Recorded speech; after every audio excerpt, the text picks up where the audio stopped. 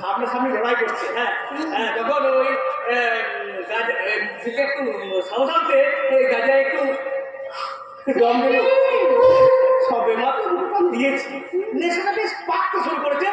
হঠাৎ দেখি গাজার শেষ, না সে নারকেলে ছোকরা, না সে অন্য কিছু।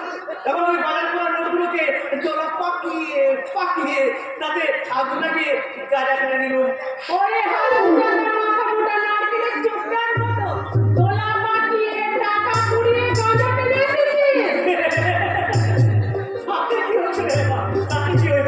আরে নেশার মধ্যে থাকলে নারকেলের ছোকরা আর নোটের তারা দুই সমান। হ্যাঁ, আর দুটো জিনিস সমান, বুঝলি? হ্যাঁ বলো, আর দুটো জিনিস সমান, নিজের বউ আর অন্যের বউ।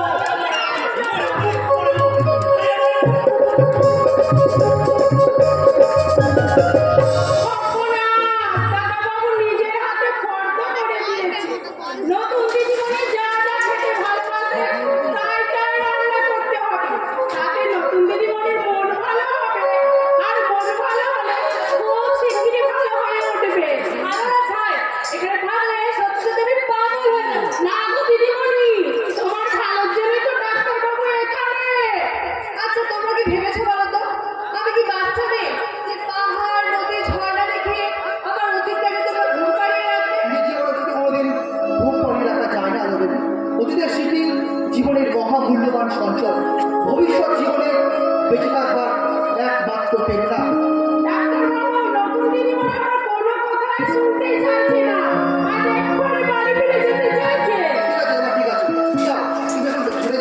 উনি বাড়িতে যাবেন, আমি নিজে ওনাকে দিয়ে ওনার বাড়ি পৌঁছে যাই।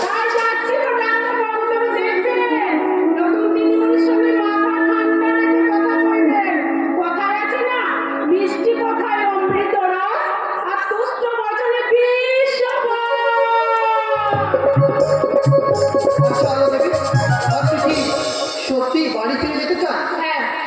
বেশ, আপনার যখন ইচ্ছে তখন তাই হবে। আমি নিজে আপনাকে আপনার বাড়ি পৌঁছে দিয়ে আসবো। কিন্তু তার আগে বলুন তো দেবী, আপনি এরকম বিধবার বেশ কেন? এটা আমার রুচি? রুচি নয়, যদি বলি এটা আপনার একটা অদম্য জেদ। আপনার অতীত জীবনের সব কথা আমি জানি। কি জানেন আপনি? আপনার আর সূর্যকান্ত বাবু ভালোবাসার কথা। সেদিন ছিল আপনার জন্মদিন, আর সেদিনকার পার্টিতে সবার সামনে মহাসমারোহে ডিসক্লোজ করা হতো আপনাদের বিয়ের ফাইনাল ডেট। কিন্তু ভাগ্যের অদ্ভুত পরিহাসে সূর্যকান্ত বাবুর একটা ভয়ঙ্কর অ্যাক্সিডেন্ট। প্লিজ প্লিজ আলোচনী মনে করুন না সূর্যকান্ত বাবু এখনো বেঁচে আছে আপনাদের স্বর্গীয় ভালোবাসা। কি বললেন? আপনি কি পারেন না আলোদেবী? আপনি কি পারেন না আপনার মনে আবার নতুন করে ভালোবাসার বাসা বাঁধতে?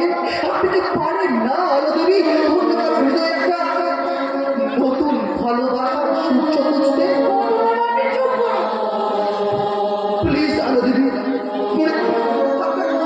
আপনার জীবনের গতিপথ একটা নদীর মতো। নদীর চলার পথে যদি অসংখ্য বাধা বিঘ্ন মাথা উঁচু করে দাঁড়ায়, নদী কি মাঝপথে নিজের গতিপথকে বন্ধ করে দেয় আলোদেবী? আপনার জীবন নদীকে মাঝপথে না থামিয়ে নতুন এক গতিপথ সৃষ্টি করে আপনি এগিয়ে চলুন আপনার জীবন নদীর খুশির মোহনায়। দেখবেন নতুন জীবনের আনন্দময় মুহূর্তগুলো আপনার জীবন থেকে সমস্ত দুঃখ যন্ত্রণা আর হতাশার অন্ধকারকে মুছে দিয়ে এক অদ্ভুত আনন্দে আপনার মন প্রাণ ভরিয়ে দিয়েছে। না, প্রকৃত ভালোবাসা শুধুমাত্র একজনকেই দেওয়া যায় গৌতমবাবু। মিথ্যে সুখের আশায় অন্য একজনের সঙ্গে ভালোবাসার লুকোচুরি খেলা নোংরা গোছার কিচ্ছু নয়। ভালোবাসা আলোদেবী, আগুনে অর্থদগ্ধ করে এক প্রাচীন বৃক্ষকে যদি প্রশ্ন করা হয়, হে প্রাচীন বৃক্ষ, তুমি কি প্রখর সূর্য তাপের মানে বোঝো? তাহলে সেই প্রাচীন বৃক্ষ কি উত্তর দেবে তাকে আপনি বলতে পারবেন? গৌতমবাবু, পারবেন না তো? আমি জানতাম আপনি পারবেন না। পারবেন কেমন করে? আপনারা ভালোবাসতে জানেন, আপনারা ভালোবাসার মর্ম বোঝেন, মুখে বলা উপরে বলতে জানেন ভালোবাসি ভালোবাসি, কিন্তু আদতে ভালোবাসা কি তা আপনারা বোঝেন না। রশ্মি আপনারা বোঝেন না। গৌতমবাবু,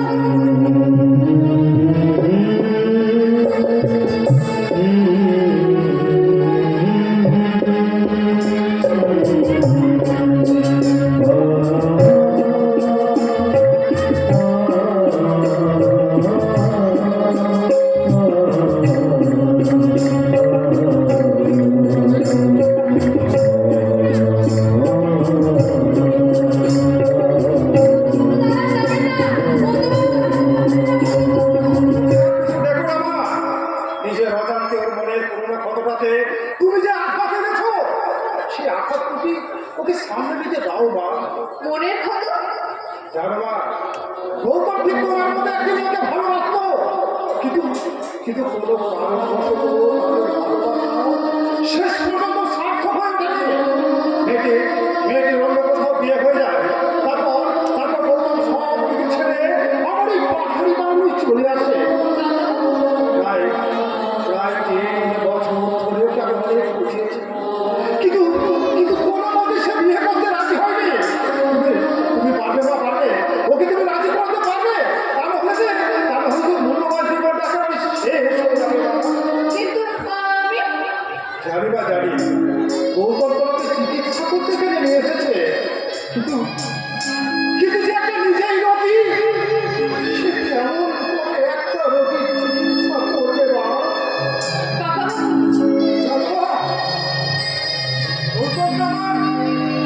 গৌতম আমার চির দুঃখী হয়ে গেল।